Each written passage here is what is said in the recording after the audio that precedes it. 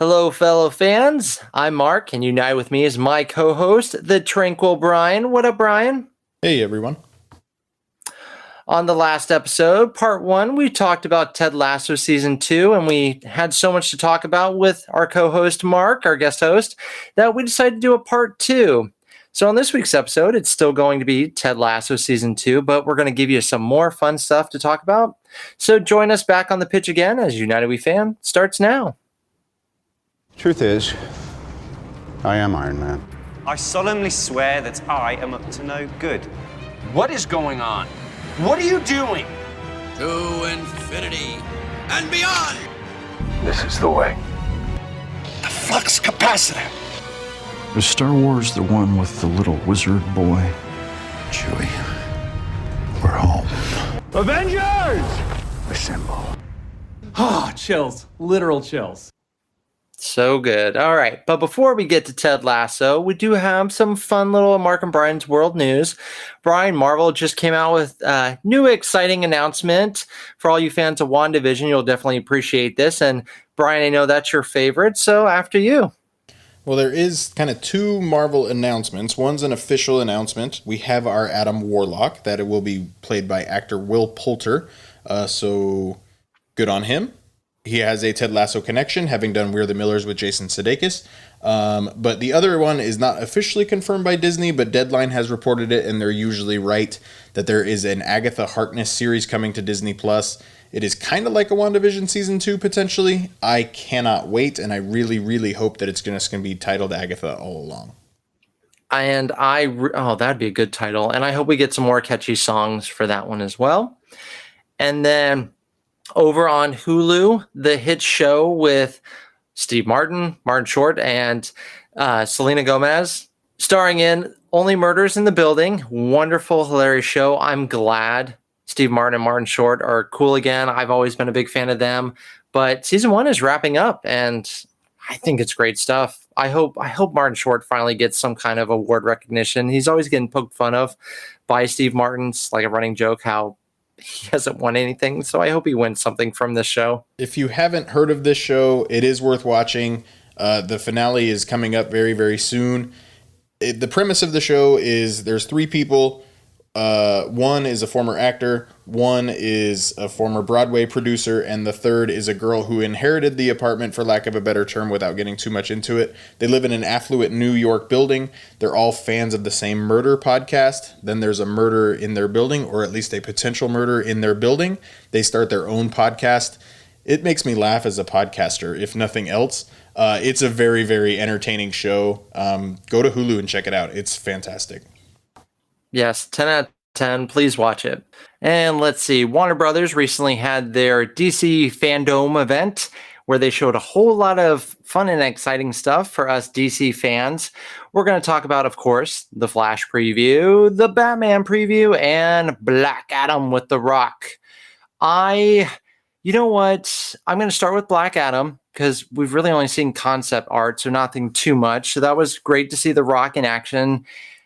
I'm excited. It definitely has a Shazam vibe, but I'm not over the top. I got a taste of excitement for it. Bryan, were you blown away with the Black Adam preview or teaser? It was cool. Like, it was just a scene from the film. Like, we never officially saw what The Rock looked like. I mean, I assume he's just going to look like The Rock, but I mean, it was cool. I think it'll be I'm as excited for it as anything except for the Batman. Yeah, I know. I'm excited for it as a DC comic nerd. I wish we will still one day get the Shazam Black Adam movie. And then I think that's where they're headed. I think Black Adam wasn't a go until Shazam was a success. So I think we're headed there for sure.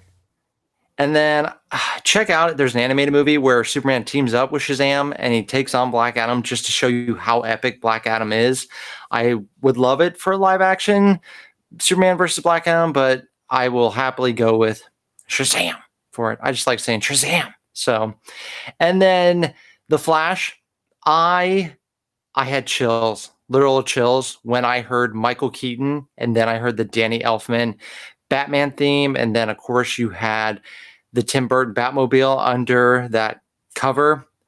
I was excited. Was it everything I wanted from the preview? No, but I like where it's going. I definitely like where it's going. The costume, it's going to take me a second to get used to because it's definitely like new 52 Flash, but I think it looks pretty sweet. I'm there for it. I just don't love Ezra Miller. Like, I just don't love Ezra Miller. So, I mean, they know what we wanted, and they teased us just enough with what we wanted. I thought we might get Batfleck somewhere in there, too, but he didn't pop up. I don't know. It's setting up a good story. I just struggle with Ezra Miller. So, but Michael Keaton, that was all great stuff, and I wish we had just seen more of the Batmobile. That wasn't. I was wondering if that was Batfleck's Cal on the ground in like a bathroom scene. Was that? Maybe. I don't know. Do I want to ask who has the more punchable face then to Bryan, Timothy, or Ezra? Or do we not want to have this battle royale for you? Just straight punchable face. Timothy Chalamet still has the most punchable face, but Ezra Miller has the most punchable actions. That he deserves it. Got it. All right. Well, that was the Flash, and then next up. We had a teaser preview of the Batman, and now we got a big, longer one, definitely featuring a lot more of the characters that we didn't get quite enough of. I don't know if this is a hot take, but I like the teaser preview for the Batman more than this one. I know I'll probably be alone on that, but don't get me wrong, this was very epic Batman-ness. Bryan, your thoughts? The tones of the trailers, even though they're coming from the same movie, the tones were still a little bit different. I actually am far more sold on Colin Farrell as Oswald Cobblepot, the Penguin. After this trailer, I think that was really good. We didn't get a ton of the Riddler in this one. I'm so in on this movie. Like, everything Pattinson is doing just seems to work for me. I still don't love the Batmobile, but that scene that we get in the trailer of the flame and then the Batmobile coming through it, like, man, it just looks awesome. Did you feel anything seeing a lot more of Kravitz as Catwoman?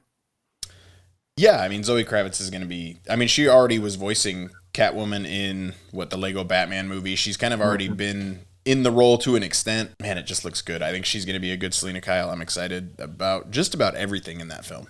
I'm definitely there for it. I'll be there opening night for sure. So, Bryan, I'm going to guess as far as like nerd excitement from those previews, it went Batman, Black Adam, Flash for you as far as excitement levels? Batman, Peacemaker. Oh, okay. Black Adam and the Flash. I think the Peacemaker series, I really liked the Suicide Squad from James Gunn. I think John Cena's a very lovable butthole.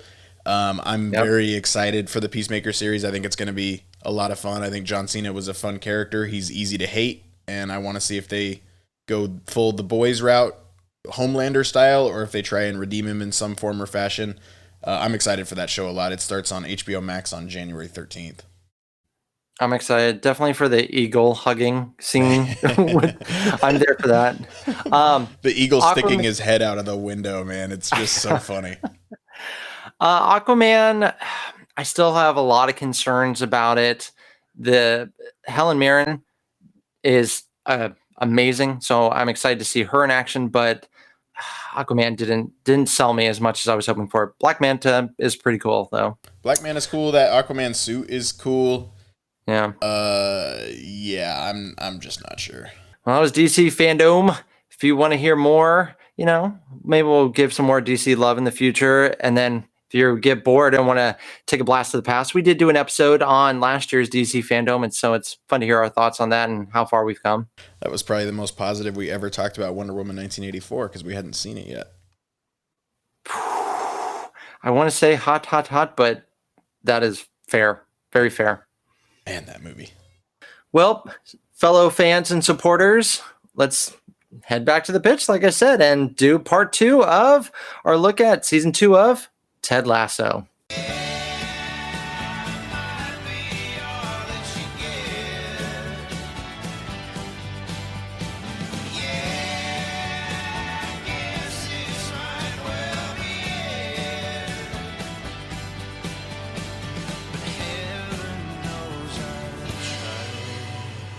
But we move on to the next episode called The Signal, where Roy's coaching. He's got the Roy Kent effect. The team has started to win, and he gives everybody advice except for Jamie Tart. And Ted tells Roy, you're paid to coach the whole team. Well, that's okay. Just take 4% of my paycheck.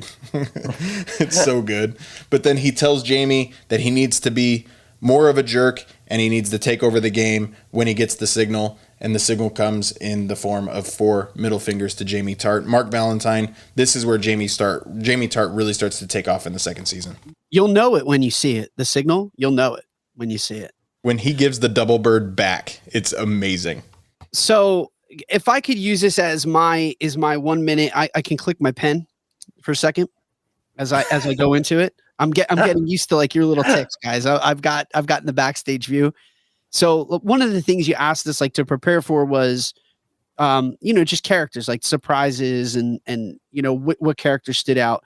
So Jamie wound up earning his way onto my Rushmore for a reason. So remember, Jamie has been looking for the most of season 2. He's looking for redemption as much as any character in this show.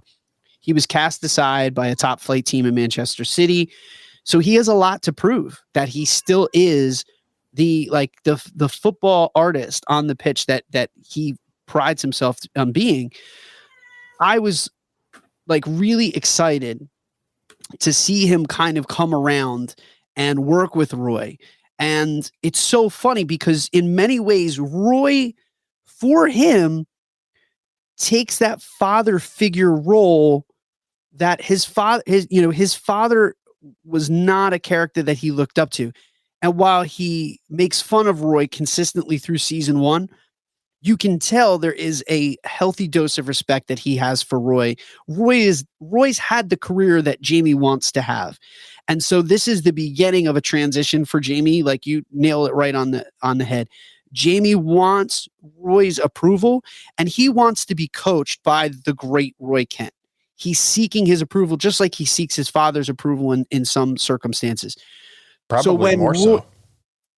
So when Roy starts to work with him, we see a very this is a very Jamie Tart now from the guy that we saw in season 1 that thought, I'm going to do it my way.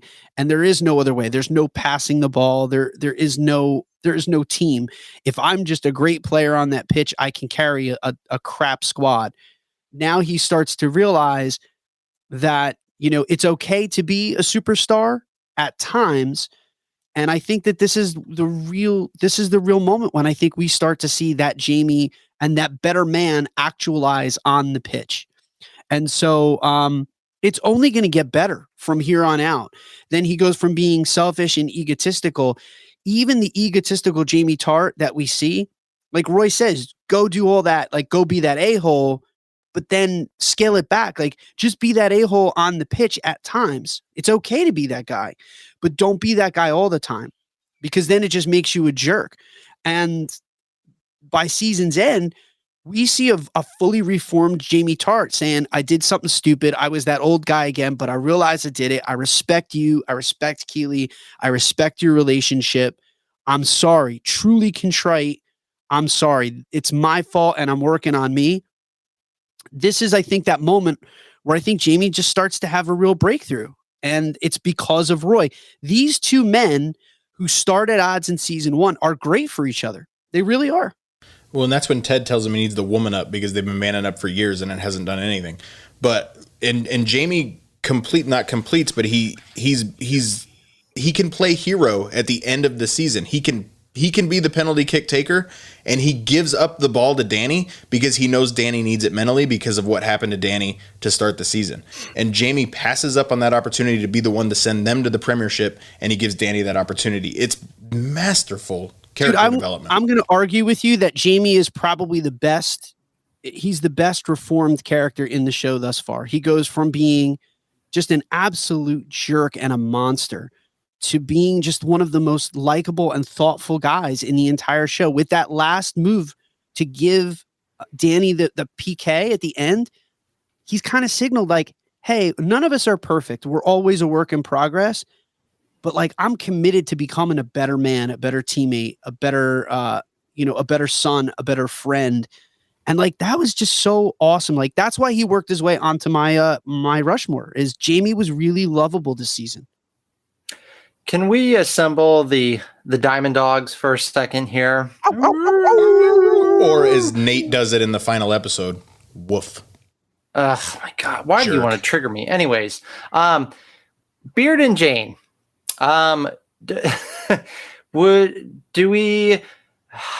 We've all had that friend. Yeah, we have. And their relationship, I think, was a funny way to bring levity to episodes whenever there was like maybe a serious moment.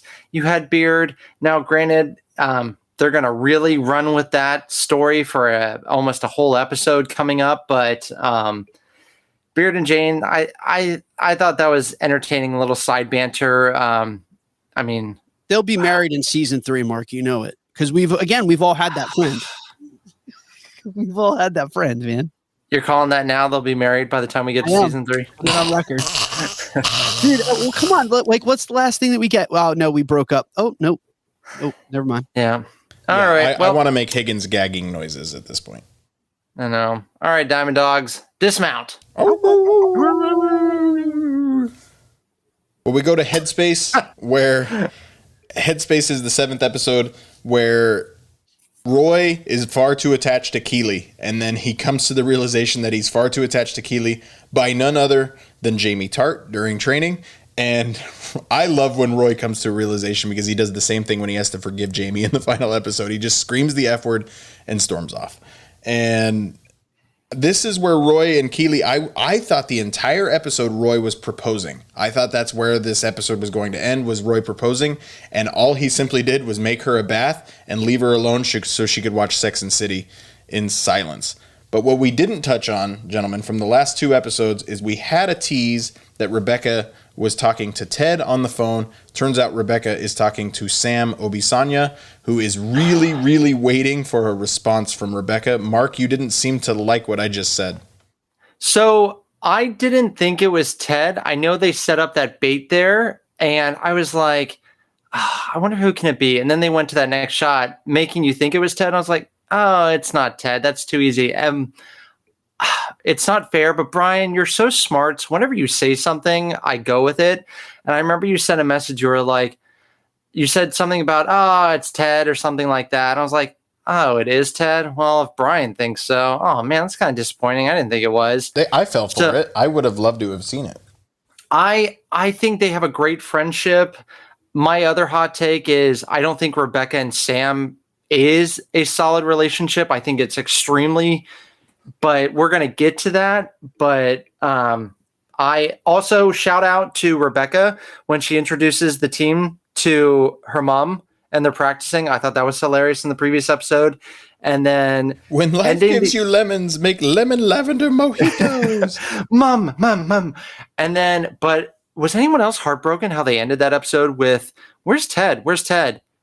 And she walks in on him on the couch and he's like, I want to make an appointment. Yeah, I guess that's important. We didn't talk about the end of the signal where Ted has another panic attack. That's quite important to the rest of the show.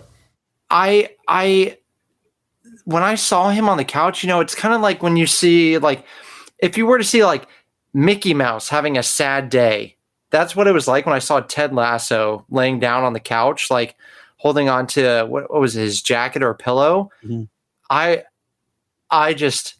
And then this is one of the times where I hated that it was week to week because I need to know if Ted's okay. But we had to wait a week. I think it was so surprising too, because of all of the places that you would think that Ted would be immune to that kind of a panic attack, it would be the field of play and the pitch. Mm-hmm. Where he's in the zone and he's in the moment and he's locked into whatever's happening on the field of play, that he wouldn't allow those demons to creep inside of his brain. And it was very surprising to see him fall victim at that moment. Right. And again, I think that, Bryan just said this, that's going to be an important movement moving forward. And I think that this was probably, again, the beginning of a schism with Nate. That one of the things that I think Nate started to see was this guy that I look to and admire is weak. And I don't want to be weak. I've been that weak guy for so long, and I want to emulate him. And here he is in the moment that we needed him the most. And he jumped in a lifeboat and ran. And he became the Wonder Kid because of it. Yep. And so I think that this was a really big moment for Nate, and I think it really changed his opinion of who Ted was. Yep. Yeah, I can't disagree with that. I actually, this is where this episode and the beginning of the next episode, and we'll talk about it, is where Dr. Sharon Fieldstone really actually kind of bothers me. The fact that she gets so bothered by Ted insulting her profession and stuff like that. He can't possibly have been the first one to say it. And I think her not understanding why he's saying what he's saying, again, I don't know, but it really rubs me the wrong way at the beginning of the Man City episode, the 8th one, when she's actually talking to her own therapist, but is kind of divulging what her and Ted are discussing in their own sessions. Am I just overthinking this here, or is that something, am I the only one that it just didn't sit right with me? I think she was talking to a fellow colleague, trying to get a second opinion. Because I think she also knows she's getting a little emotionally invested. I didn't see it that way. No.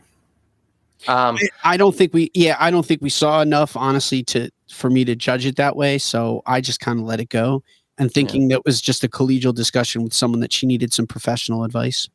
Yeah. Without divulging the confidentiality of the patient, who the patient was.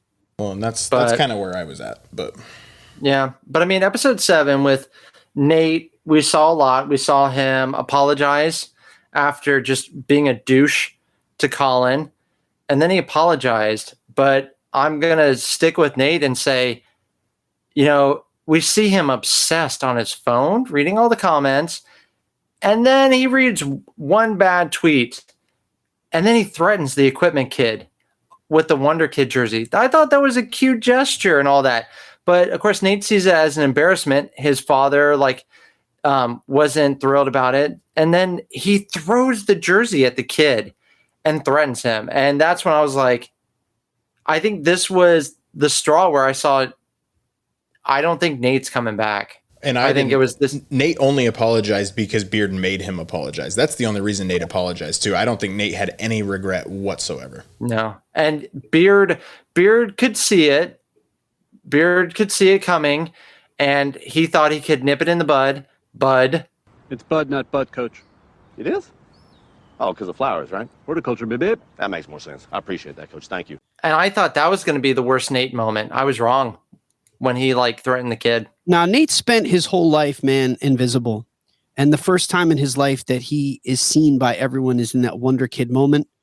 And I knew when I saw him obsessing over Twitter and reading his own press, I knew that we were in for a really rough ride, because he has the worst base instincts that when you have someone who's been that invisible for so long and then they finally get noticed, I think he's the classic, the cliche of he let it get to his head.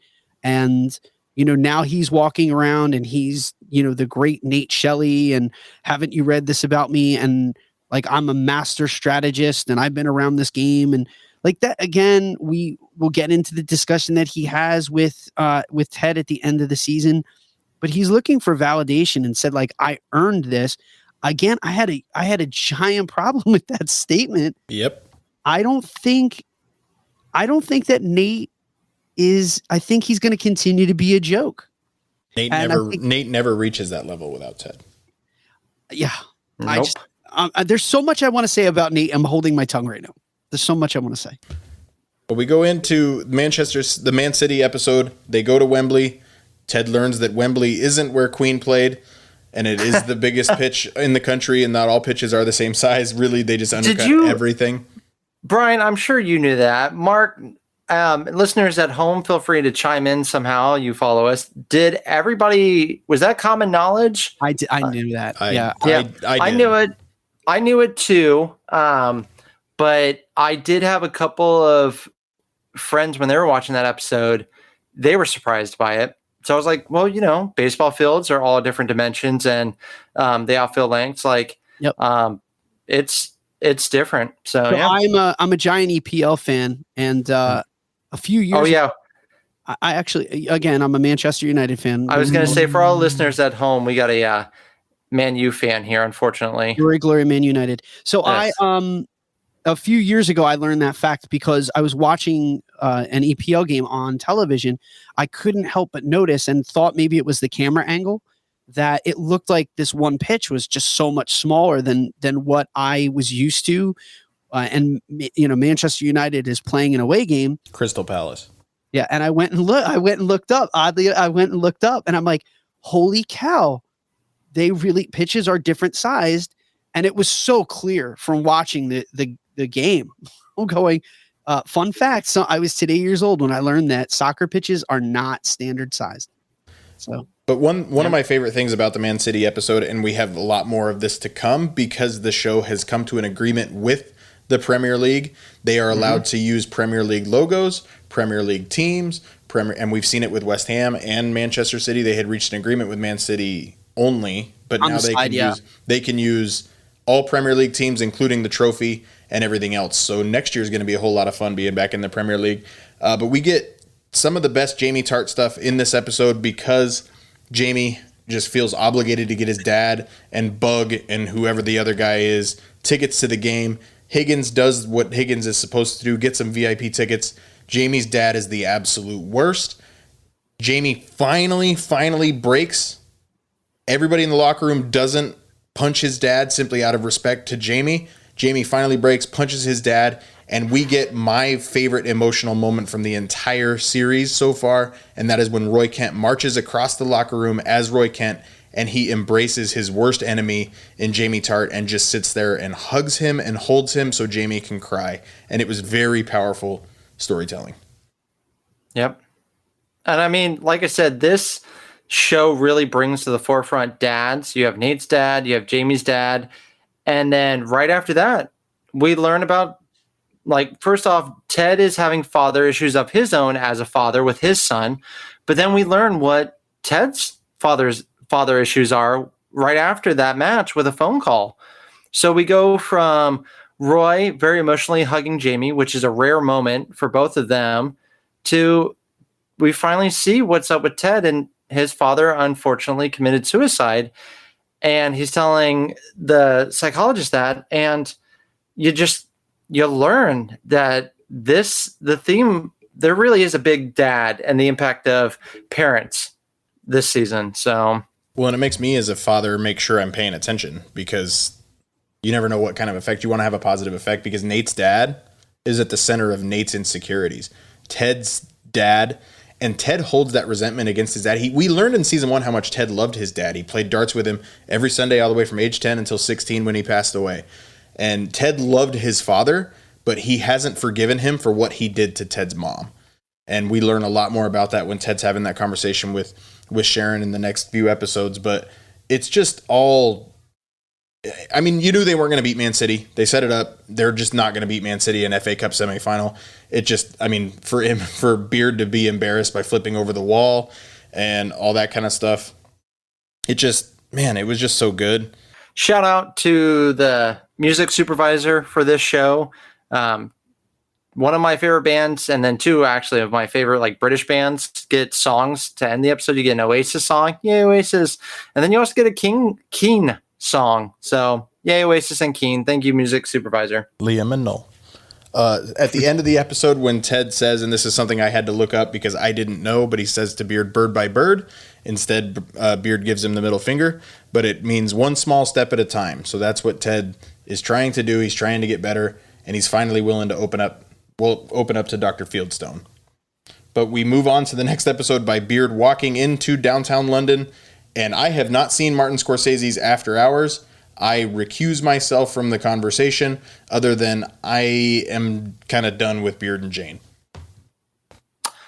So let's also give some backstory on this episode and the Christmas episode. Bryan, you were the one who told me this. I thought the Christmas story fit in naturally perfectly. This one I was like, okay, we needed a break from the main storyline, so we got this episode. And that's when you informed me that Apple said, hey, can we get 2 additional episodes? And this was one of 2 with the Christmas episode, a bonus episode. And, you know, I feel like a lot of people I've talked to about it have said the episode was fun. You know, It's fun. It is the only show. It is the only episode I will probably skip in a rewatch. When I was rewatching it for this episode, I was like, "Oh man, it's a filler episode. It's not a bad episode, but it's a filler episode." The only thing I loved was getting Baz, Jeremy, and Paul, who are better known as the three guys in the pub, getting them on the field at Nelson Road. That was the biggest highlight of the episode for me. But other than that, very forgettable. I'm going to also say something that I don't think you two will be able to unsee. You know the boyfriend, husband of the seamstress who was fixing Beard's pants? He seems like he's a Roy Kent variant. Thank you. I was just about to say, I called him Muscular Roy Kent because he was very like brooding and I was like, oh, look at Muscular Roy Kent. Good for him. I'm glad Jamie's dad got the crap beat out of him. When they brought him back in, I was like, oh man, please somebody punch him in the face. That's like even bigger. Oh, look, here comes someone bigger to punch him in the face.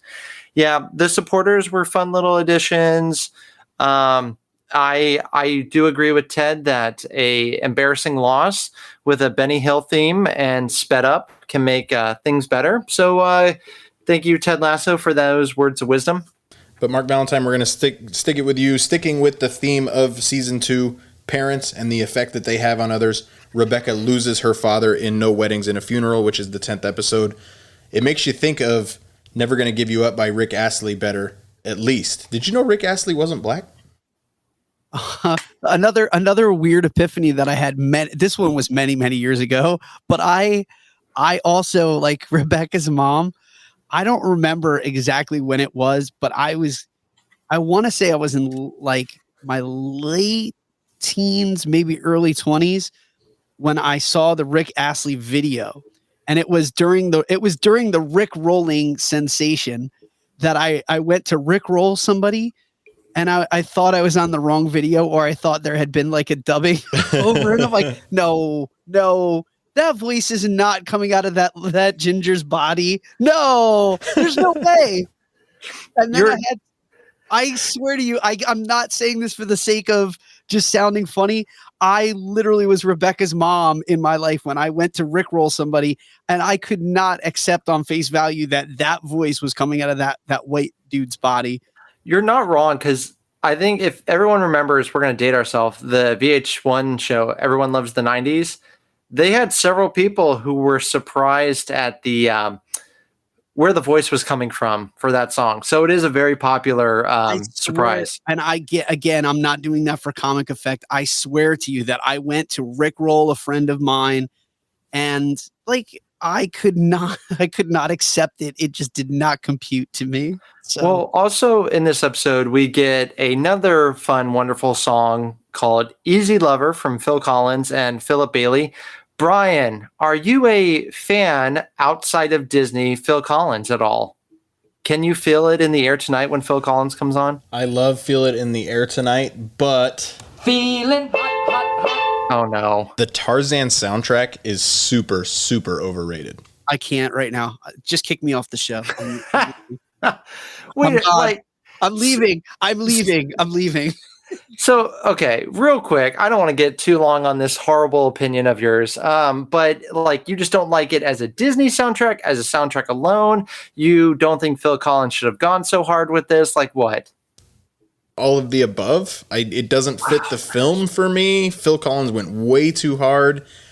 I just don't like it. I like the NSYNC song that's in the middle of it while they're breaking plates. I can't right now. I can't. Mark, move on. Just move on. Okay, so Bryan, once again, your musical taste does not expand to Phil Collins.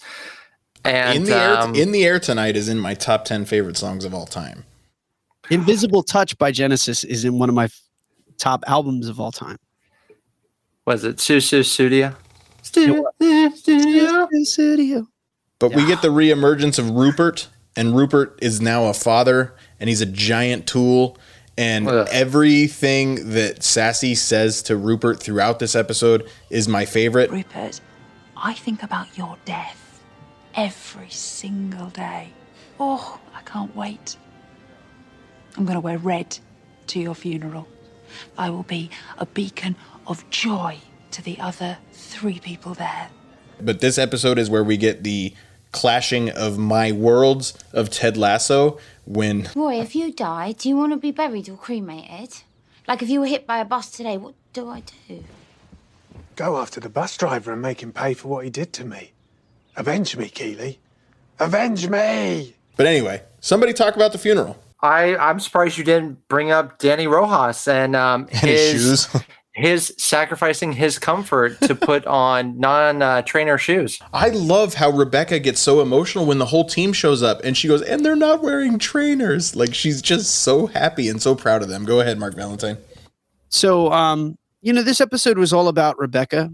And I just want to take this moment to say Rebecca's journey has been like equally as amazing to watch as Ted's. Like the first season for her was really about healing, letting Rupert go, being okay with life moving on, being okay with him having this new life. This season was about a lot of stuff for her, but it was about her finding love. But I think this season was about her learning that she can do it alone, that her journey is just starting out, that she has been, I think, forgiving a lot of people in her past and realizing that that's very important to her process to move on. I'm all in on Rebecca, man. I mean, she is a lovable character. Again, you said it earlier. She started out as this antagonist of the show, the one that was trying to take Ted out at the knees. And then she let that go, that she allowed herself, she allowed herself to believe. And since then, like she has been on this journey of self-improvement, just like every other character in the show.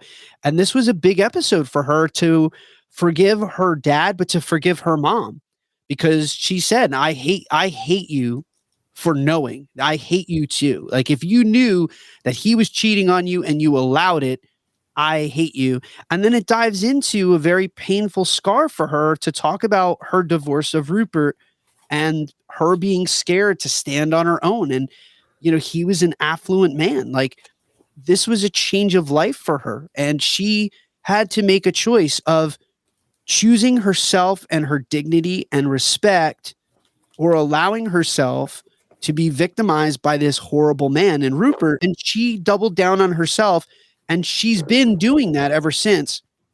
I mean, it's going to be, and from the funeral on, even in the season finale where she's, then trying to impart that wisdom that she's learned and glean that knowledge and share it with Keeley as a future boss. I love her, man. I really love her. Marc is not doing her any injustice by putting her on the Rushmore for his favorite characters. She's up there. And again, she could sing whenever she wants. She even sings, Rick Astley in a comical eulogy moment, and I'm all there for it. I think we need to, we gotta also address once again, father issues. She does have mother issues. So if you don't want to go full in on father issues for the theme of this season, parenting issues. So Rebecca learns a lot about herself by also finally confronting her mom, because when she tried it the one time, her mom didn't talk to her. I think she said for 9 months. So there's a parenting theme to this, but we talked about critics earlier. They did not feel the Rick Astley moment at the funeral. Critics kind of they didn't get it. I didn't get it. Ben Wyatt-ed it. They didn't get it. I liked it. I thought it was a great moment. It fit in perfectly with the show. And if that's how Rebecca wants to handle her emotions, go for it. I just was happy when the organist got on board for it. That is the best. Never gonna give, never gonna give. Give you up. Thank you.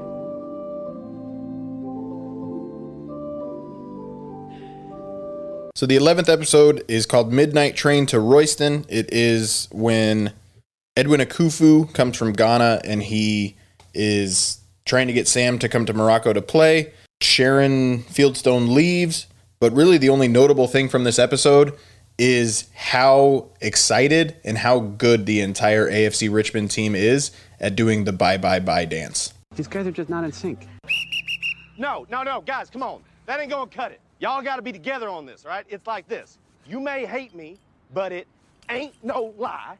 Yeah? Then the hands, bye, bye, bye. Like I'm a marionette. That's why this song is on the album, No Strings Attached, all right? Yes, okay, good. Bryan, we've brought this up in several episodes, and I know a lot of people are very passionate about it, but can the three of us, based on their catalog and just them as a whole, who do we feel is the better overall, NSYNC or Backstreet Boys? You yell at me every time, and the answer is still NSYNC. It's still Backstreet Boys. Marc?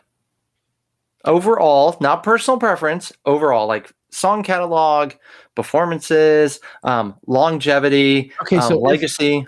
If I'm being honest, I find myself gravitating towards the Backstreet Boys catalog more than I do NSYNC. That said, it is Backstreet Boys, man. It's Backstreet Boys. It really is. I'm sorry. That's the right answer. No, that's fine. I want it that way. It's fine, Marc. Yeah, no, I want it that way. If we were ranking the 10 best songs from the two bands, I want it that way as number 1, and then 8 of the next 9 are NSYNC songs. Nope. Anyways, Ted, we thank you for bringing NSYNC to us and helping the team to find a new way to warm up. Can we just agree that we're all winners with the fact that NSYNC and Backstreet Boys are back in the pop culture lexicon? Like we're the winners. Who wins? We all win. I mean, even the new kids are winning from this because they're hanging tough. They're coming back. I had a depressing thought the other day that like Backstreet Boys and NSYNC to us is what like the Eagles in Chicago were to our parents. Good morning. I'm Wilfred Brimley, and I'd like to talk to you for a few minutes about diabetes. Correct. Welcome to my world. It's so depressing. Wow. Welcome to my world. When someone called like Dave Matthews and Counting Crows oldies to my face, I went and put on a sweater vest. I checked my 401k, and I went and purchased a grave plot. How is that 401k performing? It's been a good little while. It's been a good run. Look, I heard someone say Green Day is classic rock, and I just cried a little. Well, to be honest, though, Green Day now are like the Ramones were for my generation. And that was a joke for anybody that was born in the early to mid 70s. Well, Rebecca ends things with Sam. We said we were going to talk about it. I want to talk about it here. I didn't love it. I didn't love the relationship. Marc Valentine, go ahead. Sam is really incredible as a character, but again, Rebecca's journey it's one that I think she's going to take alone. She is a boss ass bitch. And Rebecca has, I think, found a way to redefine what love is. And for her, it's self-love. And I think she realizes that as much as she loves Sam and she likes how Sam makes her feel, and she likes the way that Sam sees things that Rupert never did, I think she also has an epiphany that I can be alone and I'm okay. That she is on this similar quest like Ted to become a better version of herself. That's what this show is about. With every character, it's about them transitioning and growing into the best version of themselves, overcoming their demons, overcoming their anxieties. It's like I said, the antagonist in this show was self-doubt, was daddy issues. It was the struggle that we all have from day to day that prevents us from becoming the best version of ourselves. And everyone has started to tackle that in season 2. So if you're a critic and you're not watching the same show as I am, like, let's have coffee. And I need to convince you as to why this show is brilliant. And thank you for listening to United We Fan. Yes, thank you, critics, for listening to us. If you'd ever like to have us on your critic show, we'll be happy to join you. I was thinking Sam is in a different place. He's young, he's full of energy, and he loves life. And Sam, I love the character. And he is not in the same place as Rebecca. I think Rebecca is broken. I don't quite think she was there yet to where she realizes she can be on her own and be strong and confident just yet. And I think that's where I had issue, is that she needs to sort out her life, but yet it's kind of unfair for her to keep Sam in it when he's there, but also he's young. You know, like I remember what is he, 21? I think we said he's 21. he's at a different point in life and he's ready to run in this head first, but Rebecca knows she still needs to figure out parts of herself.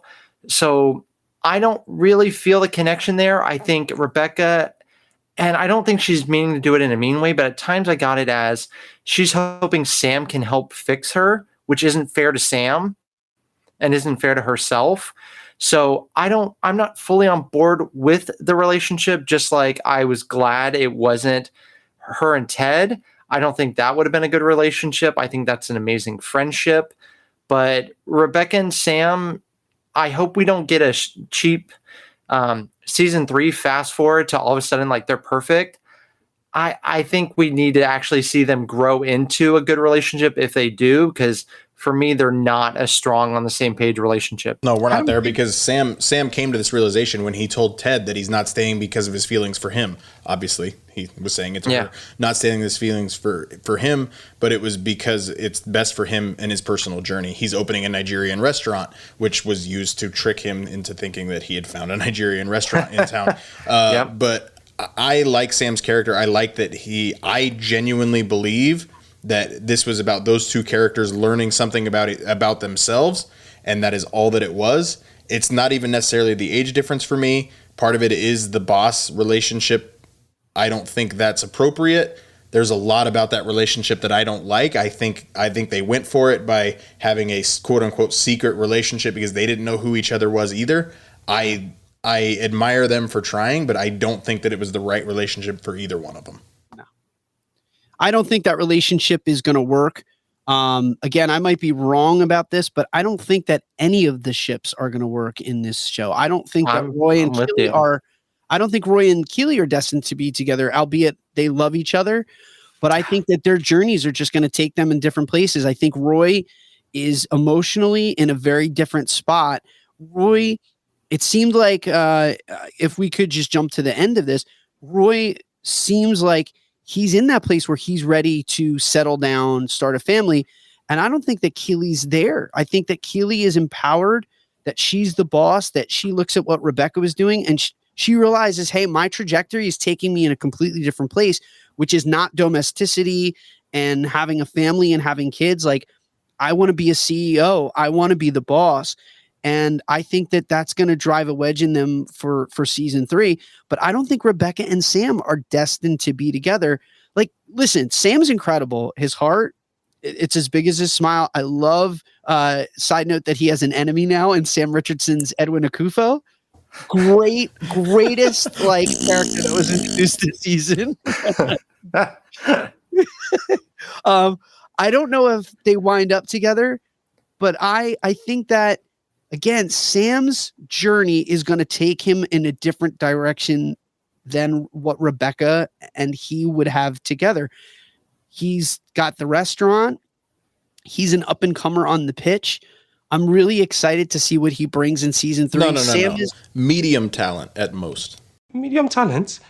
No, he's amazing. He's a number 10. I'm with you. Let's go ahead and jump into it. My thing was going to be, like, I know Keely at time has reassured Roy that we're fine, and like the look on her face when he said, "Are you breaking up with me?" And she's like, "Why would you say like all that?" But and this is where Keely dropped out of my Rushmore. And even now, just kind of talking about things, she might have dropped out of my top 5. I think she's a wonderful person, but once again, like Sam and Rebecca, I don't think, like you said, Roy and Keely are not on the same page. I think she's a wonderful, like, aunt type figure to Phoebe, but she's wanting to be a strong businesswoman, and I hope she gets it. Keely is an amazing person. She will be her own boss ass bitch, but I think season 3 is going to start off with that realization that they aren't together. And I hope Roy Kent comes back with a wonderful tan line as well from his 6-week vacation. I'm going to be very disappointed in Keely if she's dating Jamie, because I think that's an awful idea as well. But I'm with you. I don't think Keely and Roy Kent make it. Now, I might be wrong in saying this, but if I'm wrong, I'll just say that I'm wrong, and you can have me on a third time, and I'll fully admit to how wrong I was. But this might be for the sake of just making it interesting that this might be the strain that the couple is put under before they reunite, and we might be hearing wedding bells for the two of them. But I wouldn't not appreciate some kind of struggle and strain on the relationship. Right. And Keely going to the brink of realizing, even after she's gotten everything that she wants as a professional female, to realize that she is missing something really important in her life, and that something is Roy. The cool thing I like about Roy too, and I'm sorry to take it on this route, but he's very masculine. He is a man's man. But the thing I love about him is he's not a toxic male. And he's very much like Kristoff from Frozen 2, in that when she informs him of all these great things, he's just truly and genuinely supportive. He's not in the Vanity Fair, and he's like gushing over the fact that she is a lion. And it hurt his feeling. Yeah. You know, I mean, singular. I like the way, but I mean, again, I'm really sorry to be taking it from this route, but I like the way that they are painting a masculine, a man's man as being sensitive enough to not be threatened by his woman's success, and the fact that she is now greatly overshadowing anything that he is doing in his life. And he's okay with being like a yoga dad and an uncle, and just, you know, this regular old guy that's just a part of a staff on a football team, that he's not Roy Kent.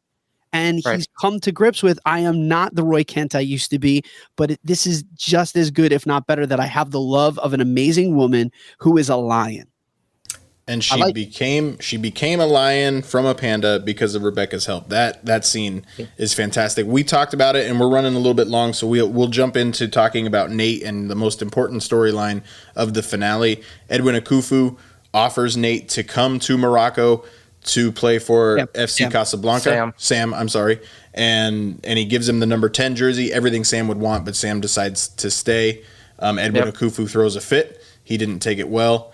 And just that was laugh out loud funny. And then when Francis doesn't give him the goodbye handshake, slicks his hair back, like, it was all very funny. But we get Nate, and he keeps calling it Nate's false nine. Nate thinks that Ted's going to want to just blame him for the loss.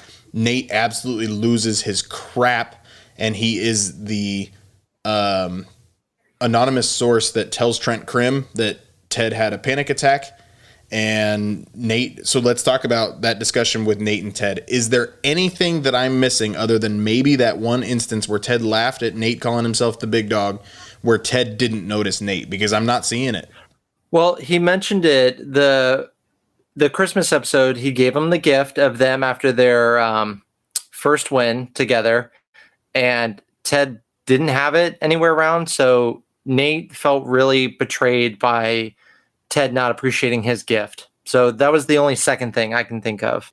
I don't see a lot of offense. The thing that drove me so insane about Nate was I didn't see a lot of these offenses that he kind of alludes to throughout the course of the series. Right. The problem with Nate is that Nate is his own worst enemy, and his insecurities always get the best of him. He went from being invisible, that no one even knew he was on the pitch at the start of the show, like, to no one knows my name. No one remembers my name. Like, you called me by my name and you remembered my name, to a guy that's now blowing up Twitter and is trending on Twitter. And when he gets that recognition, it goes to his head that he thinks, he buys into the press of, I'm the Wonder Kid. And then I think that he compares the frailty that Ted is showing, and he conflates the two things with incompetence. And while Ted, and here's the thing about Ted, while he is not the best X's and O's guy, he knows how to coach a squad. Like, he knows that team. I mean, and Marc can tell you, and you know, because you're a football fan, teams that generally suffer relegation do not fare well at the next level. Like, you would think to yourself, well, they were just playing in the Premier and now they're going to go to the Championship. And since they were last year a top flight club, they're just going to go right back up. That's often not the case. Yeah, I remember that. Marc, thank you for that documentary recommendation, Sunderland. Yeah, I mean, But Sunderland in the Sunderland Till I Die is just one. That's just one case. Teams that suffer relegation, they languish away often for a while until they can get their act together. Ted, even though it's fictional, has done such a good job of stealing the morale of the troops that while he may not be the best guy on the pitch for the X's and O's, that's what Roy is there for. That's what Nate is there for. Nate is, I think he's overestimating the importance of that character piece.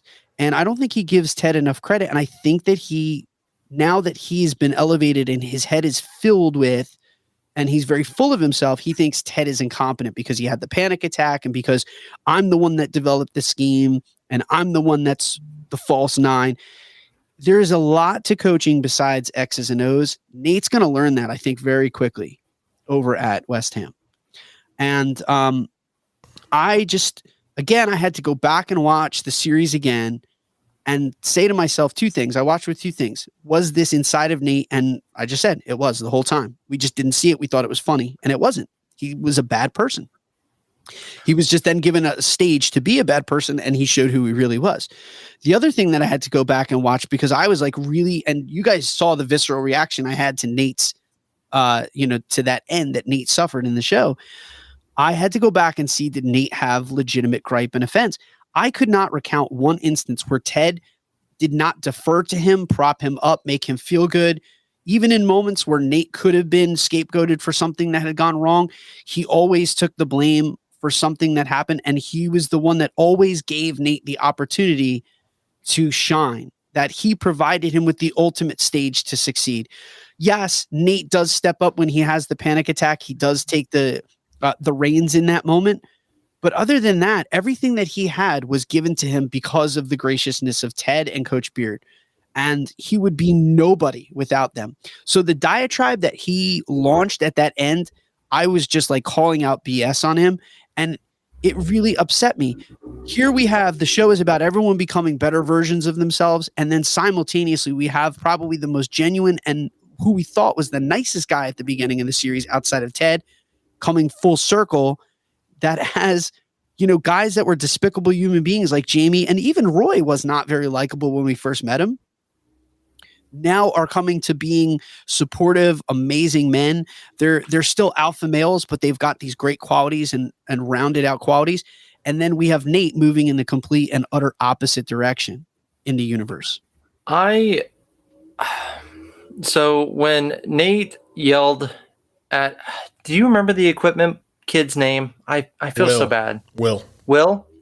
I thought it earlier, but when he yelled at Will, I was like, he's crossed a line. And then when Rupert, leaving the funeral, whispered something to Nate, I was like, okay, he got rid of his shares in the team.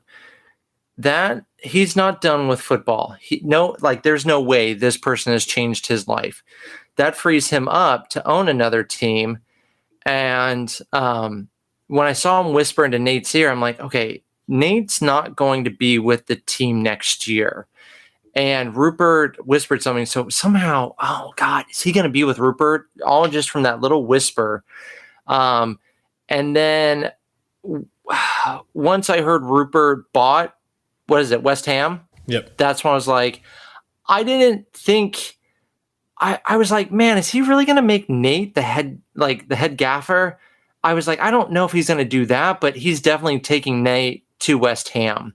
So I kind of picked up on that at that point, all from like the funeral, but man. Yeah, Nate's the manager at West Ham now, which, I mean, It is what it is, but I want to end the show on a positive note, and that is the junkyard dog in Roy Kent, when he talks about, is this, you just talk about it and then you don't solve anything? And he goes, that's pretty cool. And the way that Beard and Ted respond, just pumping their fists and, oh my gosh, it's so good. I love the character development of every single character we got in this episode or in this season, no more than Roy Kent. And I'll say it, at least Nate made it an interesting show.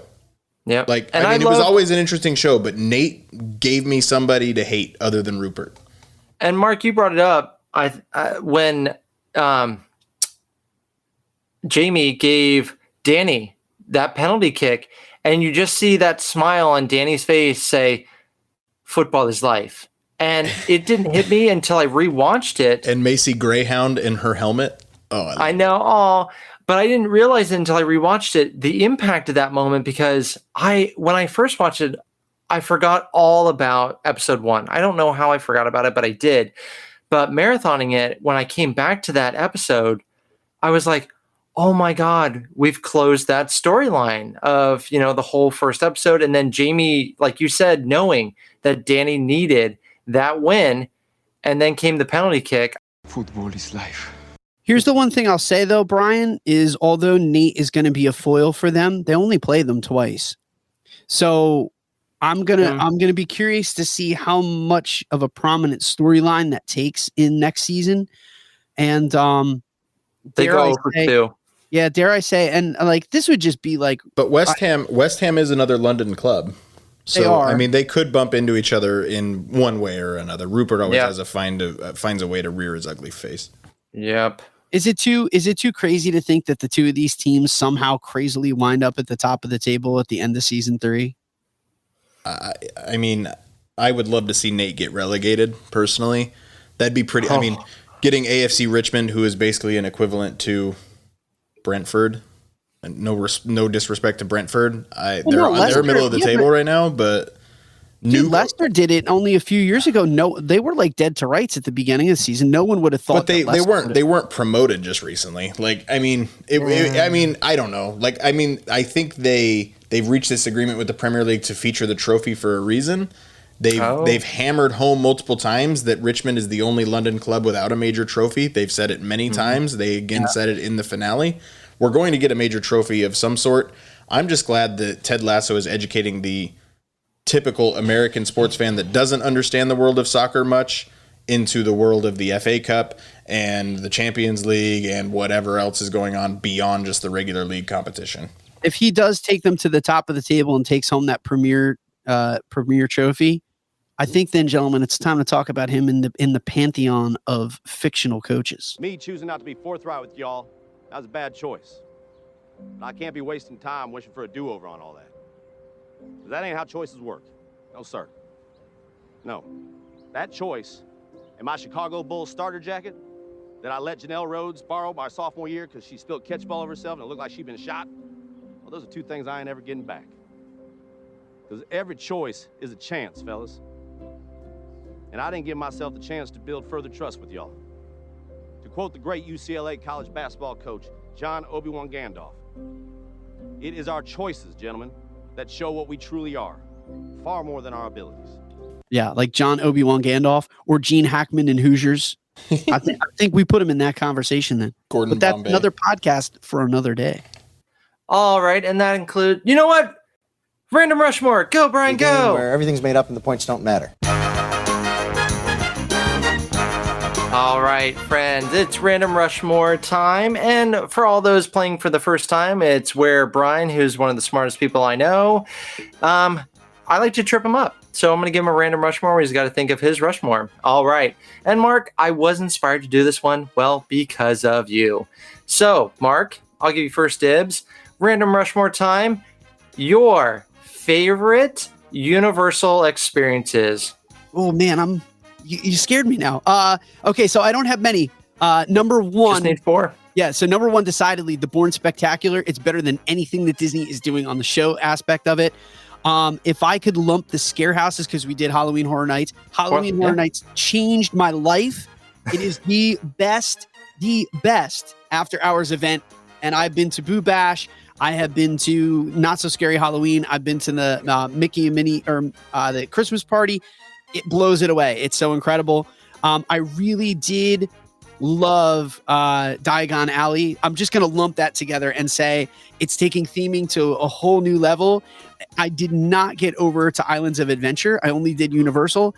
But, bro, Gringotts was so fun. So much fun. Sweet. The Velocicoaster, Hagrid's Motorbike Adventure, Halloween Horror Nights, and the James Bourne Stunt Show. Wow. Wait. Did I just say, I said James Bourne. Jason Bourne stunt show. Bourne. Oh, James Bourne. Yes, Mark. I'm going to go Halloween Horror Nights. I'm going to go Marvel Superhero Island. I'm going to go The Wizarding World. I'm going to pull a Bryan and group two things into one choice. I didn't do it this time. I intentionally did not do it this time. But I'm going to, so that's fine with me. And then for me, I'm going to do... Oh, man, I just love it all. I am removing Velocicoaster and putting in The Amazing Adventures of Spider-Man. See, I'm going to make that. I know I put Marvel Superhero Island, but just that experience is something for me. But I'm going to give a special shout out for my fourth one to be The Amazing Spider-Man. So there's my 4. And let me just say I'm converted. I'm a Universal guy too, also. Woo! Mark, thank you so much for joining us. That was Ted Lasso Season 2. Far more that we didn't discuss. But man, it's so good to have you to talk about this show. I cannot wait until August-ish next year when Season 3 comes out. Let's just start a Ted Lasso podcast. We really should. United We Lasso. United. No. It's United We Believe. Oh, yeah. So, Mark, tell our fans how, of course, you have a wonderful voice, many thoughts. Tell our fans out there, just remind them how they can listen to more of you. Check us out. All of our new episodes and our old episodes are at thisdislifepodcast.com. It's probably the best way. It's a one-stop shop. If you listen to us on Spotify, Apple, Podchaser, Amazon, there's a slate over on the right side of that website that will basically take you right to the directory. We love talking about all things Disney. It's just a really positive and upbeat show. But thank you, gentlemen, from the bottom of my heart for letting me talk about my absolute favorite show, not just once, but a second time, and appreciated me a few pen click moments to really just let me monologue. I greatly appreciate it. Last thing on Ted Lasso, Nate is irredeemable because he ripped the Believe trophy or the Believe sign. I'm in agreement. How did we forget? Yeah, God. Nope, that's unforgivable. Well, on that note, that concludes this episode. We thank you, fellow fans, for uniting with us. For those listeners who want to get in touch with the show, please do so. Bryan, tell our listeners how they can message the show and stay up to date on everything UWF. You can find us on Facebook at United We Fan the Podcast, Instagram at United We Fan _podcast, or shoot us an email. Or if you have a direct line to our text message, you're more than welcome to do so as well, Mark. But you can shoot us an email at unitedwefanpodcast@gmail.com. Yeah, check out our Instagram. We have some fun artwork from fans of the show that has submitted artwork for episode poster work. So we love it. Thank you again. Listen to us wherever you check out your podcasts. Till we unite again, fans, never forget what a British owl says. Whom? Worth the wait.